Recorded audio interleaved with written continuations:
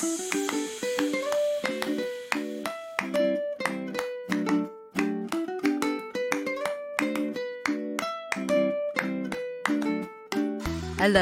and welcome to Super Great Kids Stories, wise tales from storytellers around the world who will make you laugh and sometimes cry. Recommended for ages 5 to 105. I'm Kim and I love stories. The story today is Lion, Vulture and Hyena. It's from East Africa and told by Kate Corkery. It's all about learning to live with people who might be very different to you. What would you say to someone who was really annoying you and they didn't even know it? Maybe they eat with their mouth open or snore really loudly. Would you talk to them about it or try not to let it bother you? Or maybe you'd have a big shout at them. Have a think while we have a quick word with the grown-ups, and we'll be right back to find out how the lion, the vulture and the hyena got along with each other. Hello, Super Great Kids. It's me again. How do you think the lion, the vulture and the hyena are going to get along?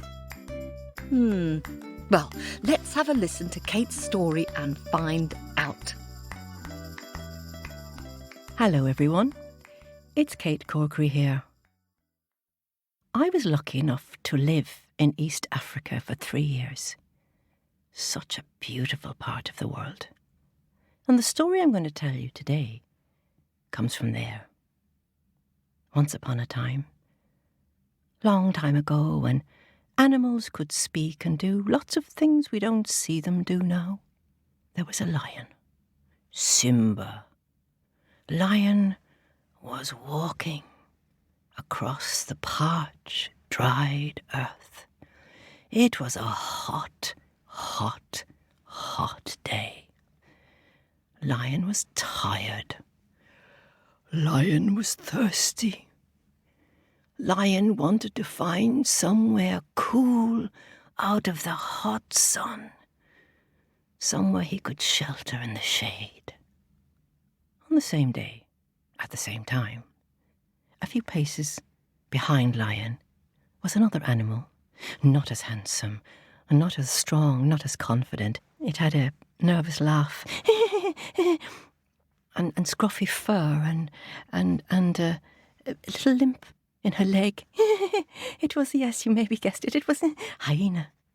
Hyena. But Hyena was also hot and thirsty and tired, and looking for somewhere cool to shelter.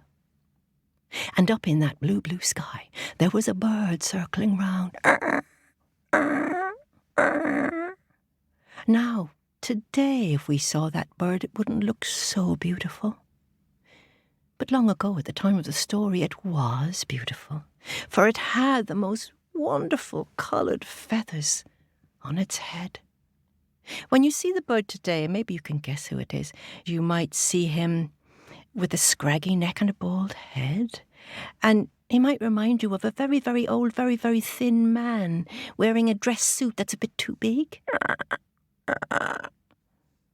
Yes, you've guessed, I think. Vulture. Vulture, that's how he looks today. But at the time of the story, Vulture looked magnificent. He had feathers more beautiful than a peacock's feathers. And Vulture was circling round in the sky, but he was also feeling the heat, and Vulture was also looking for somewhere cool to rest. And would you believe it? Exactly at the same time, those three creatures, they found a cave, a beautiful, big, dark, cool cave, and each of them said at the same time, "I want to live here." Now, nobody had found it first. Nobody had spoken first. They had found it and claimed it at exactly the same time. So the lion, the vulture and the hyena, they stopped in their tracks and they looked at each other. And they looked at the cave. It was a really big, beautiful cave. Plenty of space in that cave. Well, Lion, he spoke first. He said, "Well, I am Lion. I am the king. And as king, I say that there is enough room in this cave for all three of us to shelter. But as king, I say, before we even think of living in a cave such as this one, we need to be very honest with each other, and we need to tell each other what it is we like and what we don't like, so that we will get on well together. I, for example, I am the king, as I've mentioned already, and as king, you always show me respect. And you show me respect by never, ever, ever looking at me in the eye. Now, you may speak to me, you may say what you wish to me, but never look me directly in the eye. Do you understand? Yes, said Hyena. Yes, Your Majesty, we would never look you in the eye. Well, do you have something to say, Hyena? Me? Say something? Yes, I know that my fur is very scruffy. I know I have a nervous laugh. I can't help it. And I know that my limp makes me walk in a funny way. But the only thing that upsets me, that really upsets me, really upsets me, is to think that others might be talking about me, saying things about me behind my back. That's the one thing that makes me very, very angry and very upset. Right, said Lion. We understand. We will never talk about you behind your back, Hyena. Thank you, Your Majesty. Vulture. Have you something to say? Well, said Vulture, I don't mind if you look me in the eye. And I don't mind if you talk about me behind my back or in front of me. In fact, what's the point of me having these wonderful, beautiful feathers if nobody admires them, if nobody looks at them, if nobody praises them? In fact, if people do not look at me, and if people do not speak to me and talk about me, I get very, very, very upset. I get very sad. In fact, the one thing that I need is that somebody says something nice to me every single day. Right, said Lion. We understand. So, the three decided they would live in this cave together. The lion, the vulture, and the hyena. Now, how do you think they got on? Well, let me tell you, it was wonderful. It was absolutely wonderful in the beginning. Well, it just so happened, Hyena was very clean and tidy. She was always cleaning the cave. She was always first up in the morning. She would run to the well with buckets to get water. Vulture, it so happened, was a wonderful cook. Vulture would get up and put on his apron, and he would be there at the stove making porridge for the king when Lion, finally got up, and Lion loved to sit and be served. It was absolutely wonderful.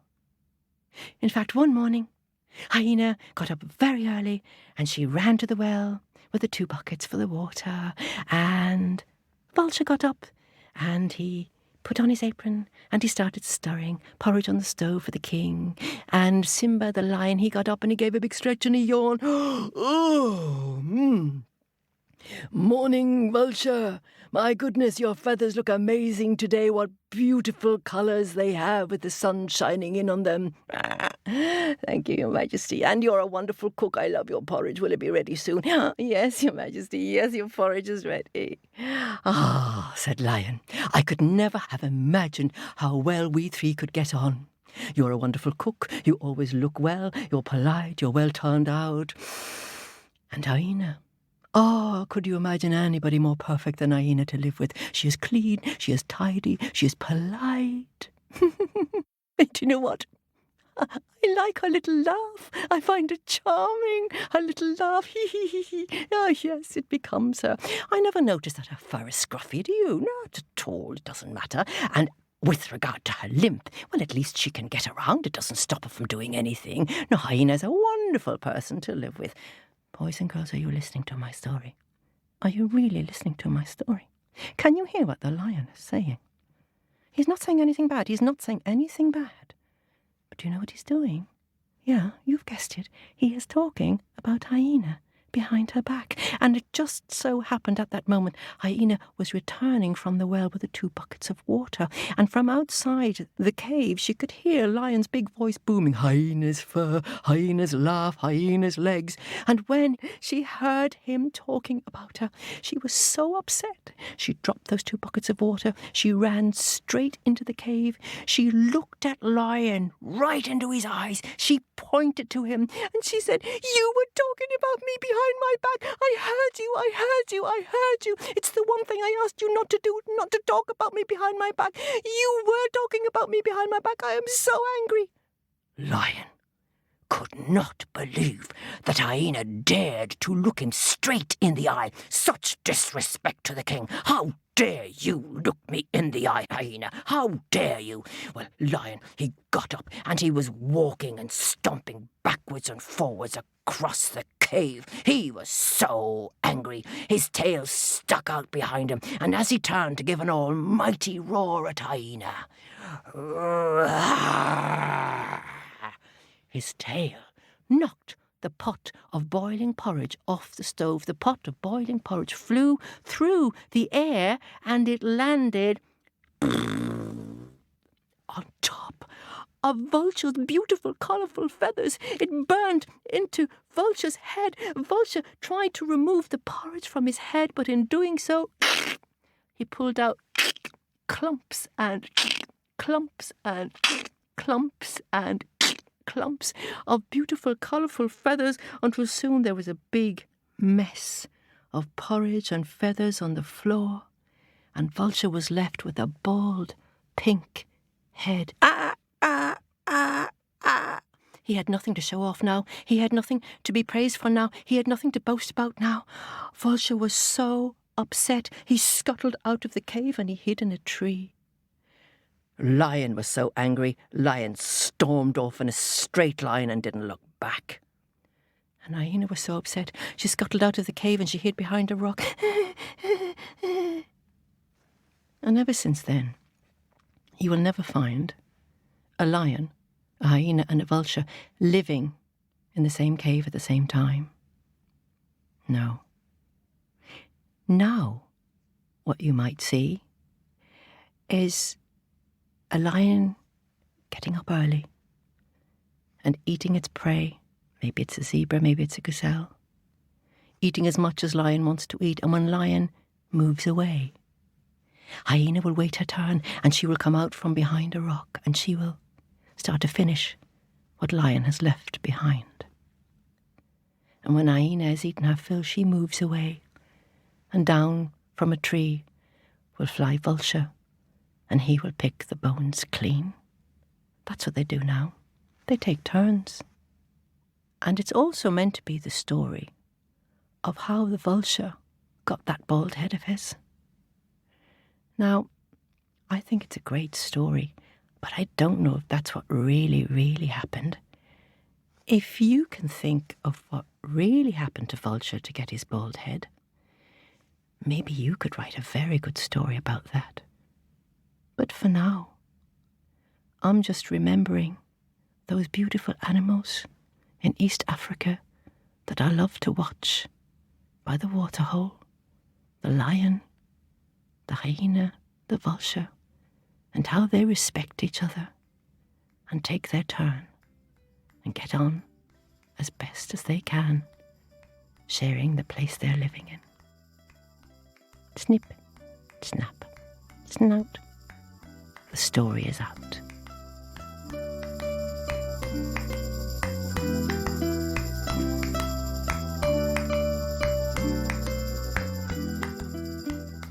Thank you, Kate, for that.